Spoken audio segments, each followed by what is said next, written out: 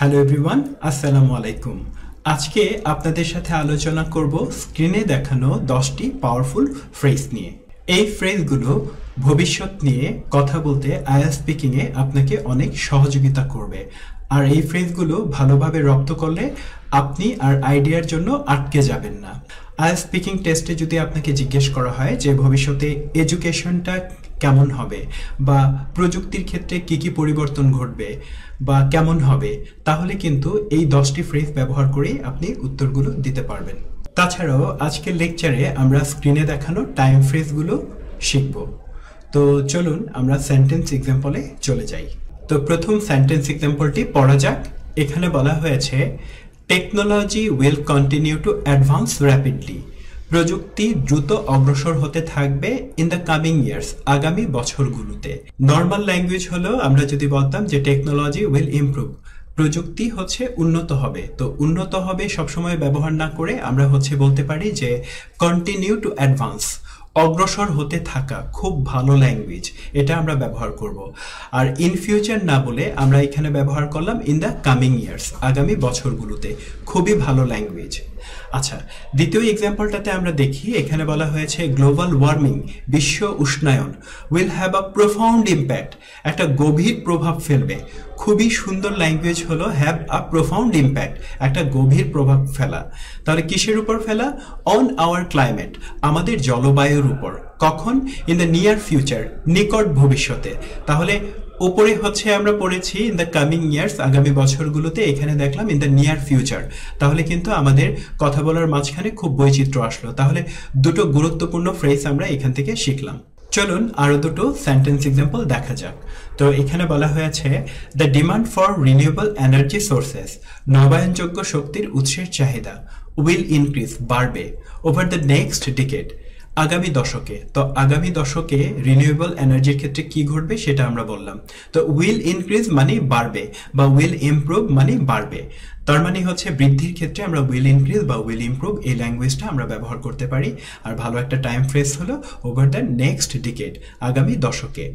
সেই সাথে online education কি হবে সেটা নিয়ে আমরা কথা বলছি। Online education will become more prevalent, আরও প্রচলিত হবে।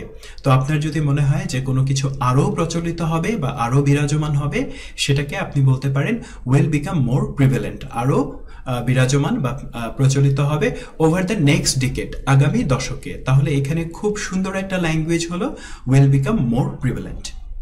আরেকটি সেন্টেন্স এক্সাম্পল পড়া যাক। এখানে বলা হয়েছে আরবানাইজেশন উইল অ্যাক্সেলারেট, নগরায়ন ত্বরান্বিত হবে। তো মনে রাখতে হবে যে খুব ভালো ল্যাঙ্গুয়েজ হলো উইল অ্যাক্সেলারেট, ত্বরান্বিত হবে। ইন দ্য ফরসিয়েবল ফিউচার, অদূর ভবিষ্যতে। খুব ভালো একটা টাইম ফ্রেজ হলো ইন দ্য ফরসিয়েবল ফিউচার। সবাইকে এটা রপ্ত করার জন্য বলছি। এরপর আমরা বলতে পারি স্বাস্থ্যসেবা নিয়ে যে হেলথ কেয়ার উইল ইমপ্রুভ, স্বাস্থ্যসেবার উন্নতি হবে ইন দ্য আপকামিং ইয়ার্স, আগামী বছরগুলোতে। তাহলে কিন্তু এখানেও টাইম ফ্রেজ, উপরের আর নিচের টাইম ফ্রেজটাতে আমরা বৈচিত্র্য দেখতে পাচ্ছি। এবারের সেন্টেন্স এক্সাম্পলে আমরা দেখতে পাচ্ছি খুব ভালো একটা শব্দগুচ্ছ, যা will play a larger role, একটি বড় ভূমিকা পালন করা। তো পুরো বাক্যটা যদি পড়ি, artificial intelligence will play a larger role in the near future. তাহলে আমরা দেখতে পাচ্ছি যে কৃত্রিম বুদ্ধিমত্তা একটা বড় ভূমিকা পালন করবে অদূর ভবিষ্যতে। তাহলে প্লে আ লার্জার রোল, নানা কনটেক্সটে এই ফ্রেজটিকে ব্যবহার করার আমরা চেষ্টা করব।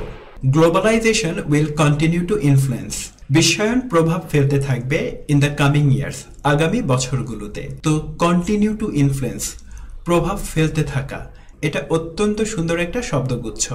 তো এটাকেও আমরা কি করব, ভবিষ্যতে কোনো একটা জিনিস প্রভাব ফেলবে এটা বলতে ব্যবহার করতে পারবো। স্পেস এক্সপ্লোরেশন উইল এক্সপ্যান্ড, মহাকাশ অনুসন্ধান প্রসারিত হবে। তাহলে উইল এক্সপ্যান্ড মানে প্রসারিত হবে। এটা অত্যন্ত দরকারি একটা সুন্দর শব্দগুচ্ছ। ওভার দ্য নেক্সট ডিকেড, পরবর্তী দশকে। সিমিলারলি আমরা দেখতে পারি ক্লাইমেট অ্যাডাপ্টেশন স্ট্র্যাটেজিস, জলবায়ুর অভিযোজন কৌশল, উইল বিকাম অ্যাসেনশিয়াল, অপরিহার্য হয়ে উঠবে। তো আমরা যদি বলতে চাই কোনো কিছু অপরিহার্য হয়ে উঠবে, তখন কিন্তু উইল বিকাম অ্যাসেনশিয়াল আমরা ব্যবহার করতে পারবো for urban planning in the near future, নগর পরিকল্পনার জন্য অদূর ভবিষ্যতে। তো ডিয়ার লার্নার্স, আজকের লেসন থেকে কিন্তু আমরা এই 10টি অত্যন্ত গুরুত্বপূর্ণ ফ্রেজ শিখলাম যা নানা কনটেক্সটে আমরা ইতিমধ্যে ব্যবহার করেছি। আইএলটিএস এর জন্য শুধু অ্যাডভাইসের পেছনে না ঘুরে বরং একটু পড়া কভার করার চেষ্টা করুন। এই 10টা ফ্রেজ শিখে ফেলুন এবং আপনার নোট খাতায় লিখে রাখুন এবং নানা কনটেক্সটে ব্যবহার করুন, তাহলে ভালো স্কোর তুলতে পারবেন। সবার জন্য অনেক অনেক শুভকামনা।